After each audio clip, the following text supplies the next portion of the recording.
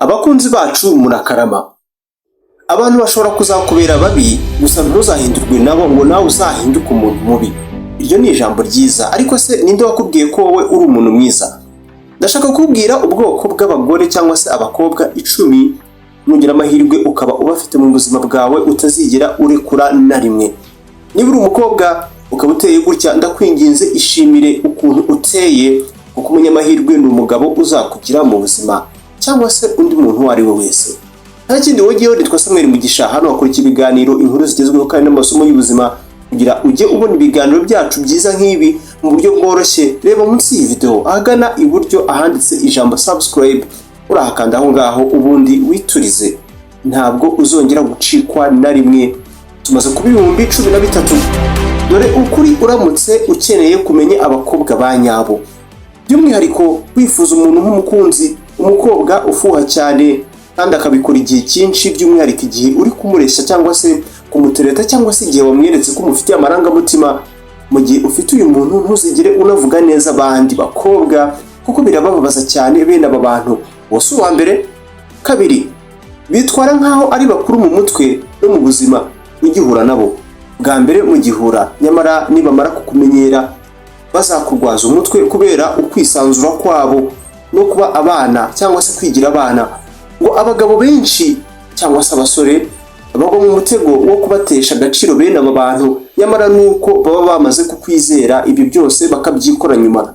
Niyo mpamvu bene aba bantu, bene aba ngaba, abantu nk'aba ntuzababure. Bakobwa badakeneye ku mafaranga yawe. Ubunyangamugayo bwawe no kuba umunyakuri kuri bo birabahagije. Uzabona bibahagije, ntibita ko utabagurira ibintu runaka. Barakaswa n'ubusa kenshi kandi bifuza kumva ijambo mbabarira buri gihe iyo bibaye. Iri jambo kenshi riba rivuze ikintu kinini kuri bo.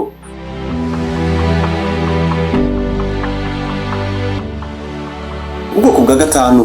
Abangaba niba agukunda bizaba gukunda koko byanyabyo, nyamara niba kwanga jya gushaka undi muntu cyangwa se undi mukunzi kuri internet, ku mbuga nkoranyambaga cyangwa se kuri murandasi. Byibagirwe rero, ntibaguca inyuma ngo ababo ubundi nibo bagore, nyamara ngo bizakugora kubabona.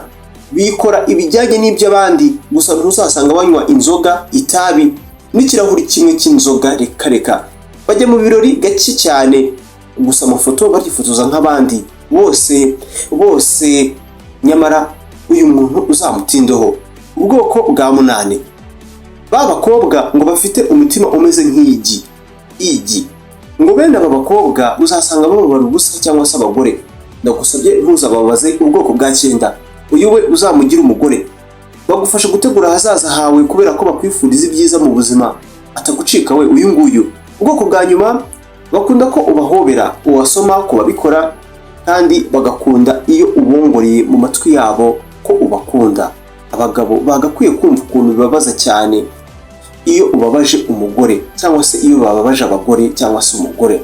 Babaza umugore by'umwihariko batuvuze hejuru ngo ni ibintu byarakaza n'Imana. Abakobwa muri kutwumva ibi bintu sibyo cyangwa se turi kubeshya? Ibiganiro bya hano iyo ugize icyo uvanamo ukagikunda, wibuka guhereza ikiganiro like kuko bigifasha kugera ku bantu benshi. Ibyo ngibyo tumaze kubimenyera. Gahunda ni imwe, mukore subscribe muri benshi, biduhereza umuhate n'imbaraga byo kubahereza ibiganiro byinshi byiza nk'ibi ngibi. Dusubire mu bindi biganiro, mube amahoro naho ubutaha.